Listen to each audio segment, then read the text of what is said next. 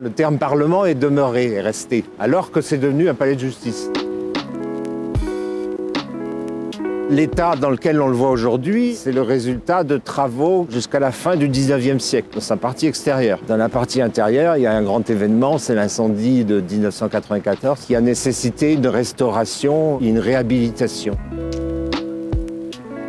Nous sommes ici dans une salle qui s'appelait à l'origine la salle du Conseil de la Tournelle.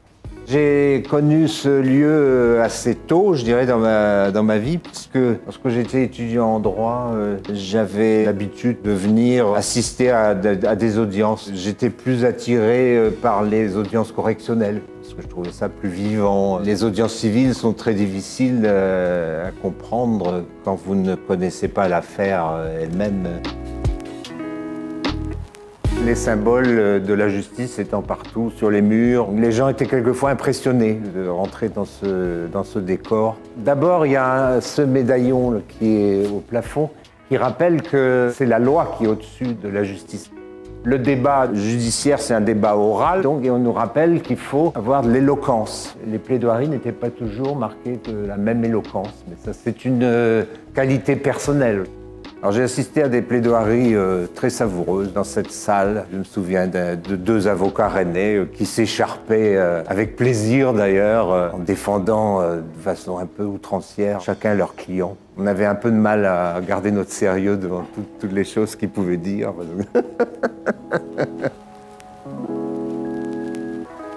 La grande chambre est la salle où siégeait le Parlement de Bretagne. C'est réservé aux audiences solennelles. Il y a des audiences d'installation de magistrats, des audiences de prestation de serment. Il y a différentes catégories de professions qui sont soumises à l'obligation du serment. Donc c'est ici qu'ils doivent prêter serment devant la cour d'appel. Cette salle a une grande valeur artistique qui tient pour l'essentiel à son plafond à caisson. Alors les deux loges, là, c'est un peu un mystère. On appelle la loge de Madame de Sévigné, qui serait venue là une fois. L'autre aurait été réservée au roi.